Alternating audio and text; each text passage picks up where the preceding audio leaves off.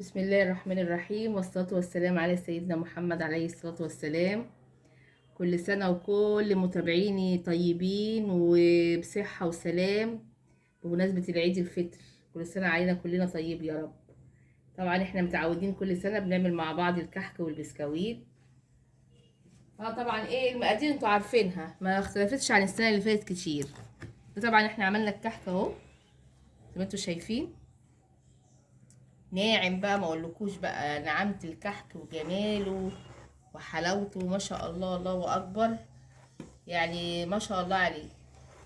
طبعا دي المقادير بتاعتنا بتاعت كل سنة، اللي هي كيلو الدقيق، عليه نص كيلو سمنة، طبعا معلقة ريحة كحك، معلقة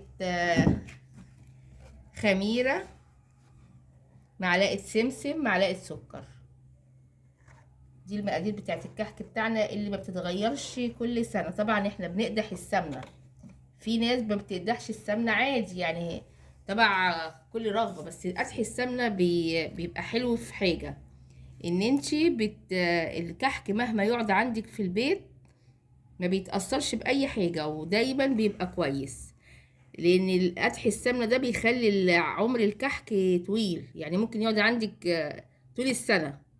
لكن لو انت ما قدحتيش السمنة طبعا لازم تاكليه في خلال شهر بالكتير، علشان ايه؟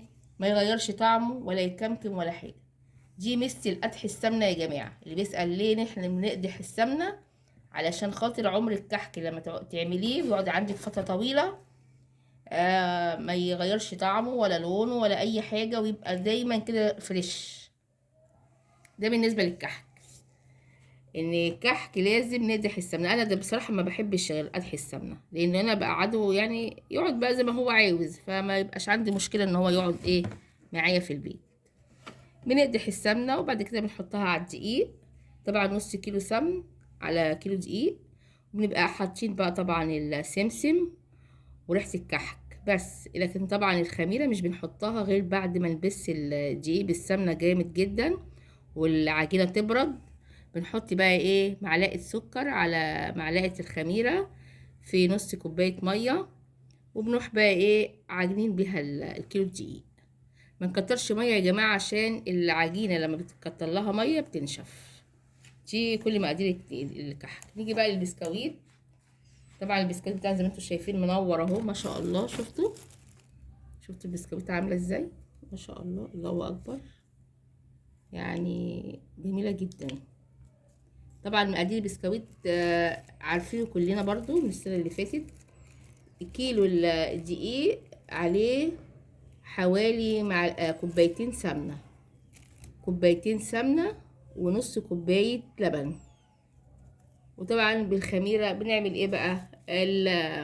كيلو الدقيق بنجيبه بنحط عليه برضو معلقه سكر، وبنحط عليه المكونات كلها. بس ازاي بقى؟ الاول نجيب السمنه بنضربها بالمضرب الكهرباء جامد جدا لغايه ما تبقى كريمه خالص. وبعد كده بنجيب بقى ايه السكر نحطه على السمنه، وبعد كده بنفضل نضربهم جامد لغايه ما يبقوا كريمه. وبعد كده بنروح بقى ايه حاطين بيضه برضو مع الضرب. وبعد كده اخر حاجه بقى بنحط الدقيق وندوب بنحط معلقه خميره على نص كوبايه اللبن وندوبها جامد، ونروح بقى عاجنين بيها بقى البسكويت. كوبايه يعني نص، يعني كوبايه لبن على معلقه نشادر، وندوب بقى النشادر كويس. وبعد كده بقى نعجن بيها ايه البسكويت. بيطلع بقى ما شاء الله زي ما انتم شايفين كده، هو يعني مش عاوزه اقول لكم على الجمال والحلاوه بتاعت البسكويت، هش وخفيف وجميل جدا، تحفه. دي طريقتي في البسكويت والكحك. وان شاء الله باذن الله عيد سعيد علينا يا رب وعلى الامه الاسلاميه كلها يا رب، وان شاء الله باذن الله يبقى اللي جاي احسن.